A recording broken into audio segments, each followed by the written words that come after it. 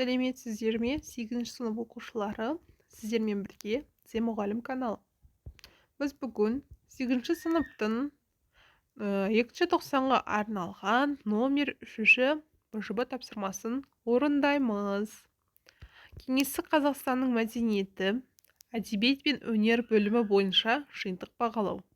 Тақырып: 20-шы ғасырдың 20-30 жылдарындағы қазақ әдебиетінің дамуы. Ойлау дағдыларының деңгейі жоғары деңгей дағдылары. Орындау уақыты 20 минут. Достар, осы видеоның соңына дейін көруге кеңес беремін. Соңына дейін көргеннен кейін лайк басып, қолдау білдіріп отырыңыздар. Бұл біз үшін өте маңызды. Тапсырманы бастаймыз. Бізде бірінші сұрақ. Төмендегі сұрақтарға жауап беріңіз дейді. Қажымұқан Мұңайтпасұлының қазақ халқын әлемге танытудағы қызметіне мысал келтіріңіз дейді. Және бағалаңыз. Қажымұқан Мұңайтпасұлы 17 жасында танылды.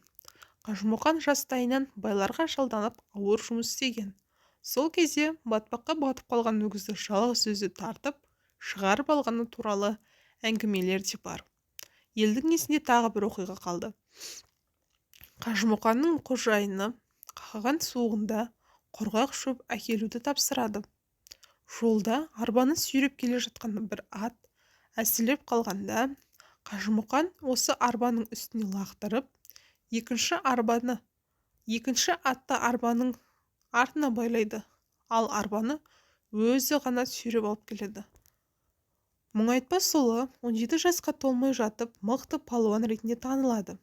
Оның Ақмола облысы бойынша барлық атақты палуандарды жеңгені туралы әңгіме бүкіл қазақтар арасына тез тарап кетеді.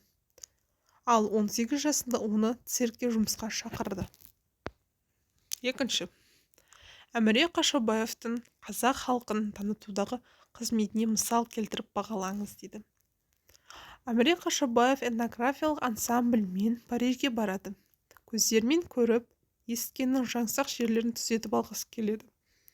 Сонымен қатар, бұлар келе жатқан кеңес елін жайлайтын халықтың бір қатарының ғана өкілдері екенін жиылған жарнамалардан естіді.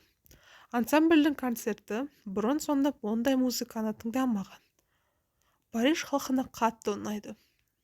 Неше түрлі ұлттардың әндері, олардың сан алуан түрлі аспаптары, түрлі түсті киімдері, орындау шеберліктері кеңес өлкелдерін үлкен табысқа бөлейді. Париждің газеттері өнершілердің концерттерін жайлы үзбей жазып отырды. Париж апталығы атты газеттің өзінің 1925 жылы 31 шілдедегі нөмірінде Париждің комедия залында өтіп жатқан орыстың этнографиялық өнері әдеттегі біз болып жүрген концерттерден ерекше. Біз аса жоғары қызықты сахна көрдік.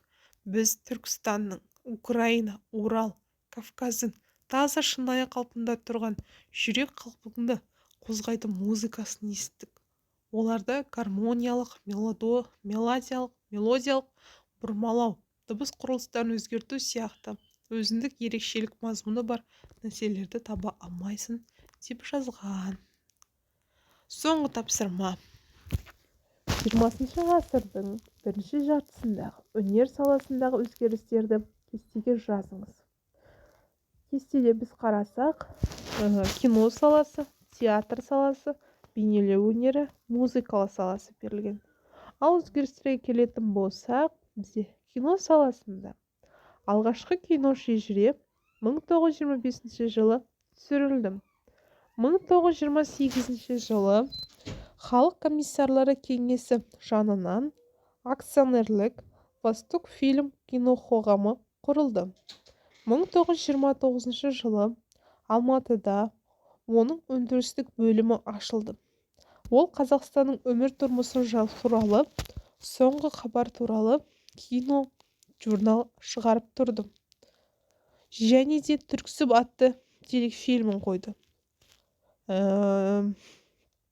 Осыдан кейін қазақ киносы жаңа өркендеу жолына түсті. Ленфильм студиясының ұжымы қазақтың алғашқы кино қайраткерлерінің қатысуымен амангелді көркем фильмін жасады. Қазақ көркем фильмдерінің тарихы осы туындыдан басталады. Театр саласындағы өзгерістер 20 ғасырдың басында көрініс тапты. Опера балет театры ашылды, симфониялық оркестрлер құрылды. Бейнелеу өнерінде өзгерістер, пейзаждар ойланып табылды, суреттер көбейді. Алғаш рет суретшілер қазақстандық тақырып бойынша еңбек етті. Музыка саласында өзгерістер, музыканың композициялары көбейді. Ән мен күй жинақтары шықты. Қазақтың орындаушылары көбейді.